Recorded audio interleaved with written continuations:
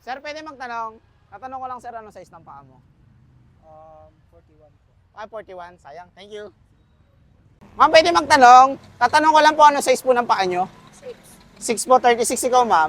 8 po. Mga 38, ma'am. Yes. Opo. Ma'am, taga rito lang po kayo, ma'am, sa Cavite po. Okay. Ma'am, may dala kasi ako dito, ma'am, 38.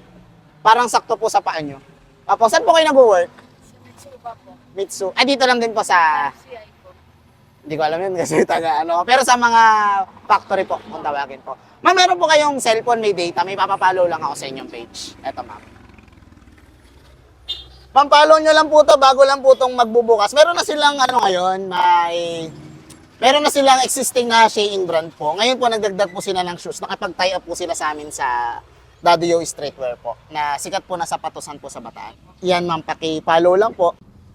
Yan. Apo. Yan. Ma'am, follow mo na rin ako, ma'am. Daddy Yo Vlogs, ma'am. Kanina na lang ulit, ma'am. Ma'am, check mo yung sapatos, ma'am, na size 38. Check mo, ma'am. Ano, ma'am? Ano masabi, ma'am? Thank you po. Ano masasabi, ma'am? Maganda ba? Thank you po, ma'am. Opo, thank you po. Salamat po. Ma'am, baka may gusto kayo shoutout. Hello po, salamat po sa binigay po ninyo. Oo, kaya dapat nakapalo ka sa susunod na masalubungan namin baka ikaw na mabigyan ng bagong sapatos. Yun lang, ma'am. Thank you po. Congrats po. Thank you, ma'am. Bye-bye po.